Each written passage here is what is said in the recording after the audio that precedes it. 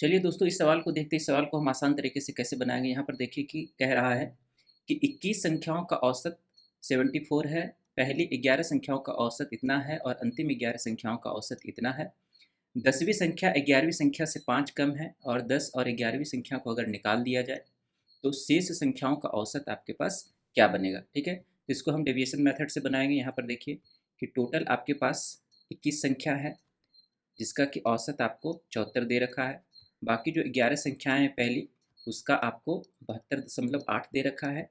और लास्ट की 11 संख्या है, ठीक है, तो उसका आपको औसत दे रखा है 77.2।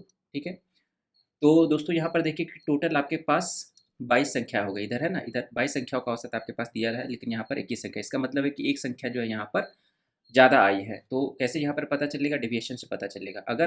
ये अगर ये औसत आपका सही है तो टोटल डेविएशन आपका जीरो आएगा। अगर ये आपका औसत गलत है तो डेविएशन जो है कुछ ना कुछ आएगा। ठीक है, तो देखते हैं यहाँ पर कि वो कैसे शो करेगा। तो क्या करना है कि जो आपका दे रखा है 72.8, इसमें से 74 को घटाएंगे तो देखेंगे कि एक पे कितना कमी हो रहा है। तो आप यहाँ पर पाएंगे कि 3.2 कम हो रहा है। ठीक है, और गुना, तो एवरेज डेविएशन इतना निकल गया, तो टोटल कितना हो जाएगा? 3.2 गुना 11। यहाँ पर देखिए कि ये कितना ज़्यादा है एवरेज से, तो यहाँ पर आप पाएंगे कि यहाँ पर आपका 1 है। ठीक है, यहाँ पे आपका 1 है और यहाँ पे आपका 3.2 है।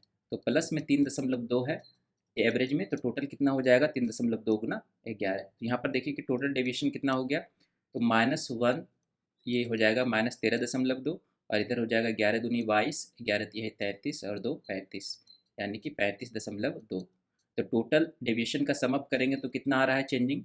35.2 में से 13.2 जाएगा तो आपके पास 22 बनेगा। ठीक है, इसका मतलब है कि यहाँ पर कुछ झोल है। क्या झोल है? तो यहाँ पर देखिए कि पहले यहाँ पर अगर आप 1 से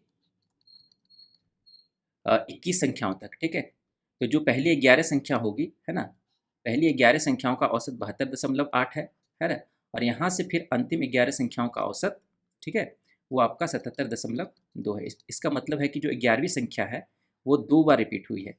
तो 2 बार रिपीट होने की वजह से आपका ये डेविएशन +22 आ रहा है। ठीक है, तो अगर हम इसको एक बार हटाना पड़ेगा, है ना, टोटल करेक्ट एवरेज तक लाने के लिए इसको एक संख्या को हटाना पड़ेगा। तो इसका एक संख्या को हटाएंगे, इसका मतलब कि एक संख्या का मान जो है +22 यहाँ पर हटाना पड़ेगा। तो +22 होने का मतलब है कि जो हमने एवरेज माना है, जो हमने एवरेज दे रखा है 74, जिसके बेसिस पे हमने ये कैलकुलेशन किया है, ठीक है, उसमें हमको +22 ऐड करना पड़ेगा। तो आपके पास जो है 11वीं संख्याएँ मिल जाएगी। तो 11th नंबर आपका कितना हो जाएगा?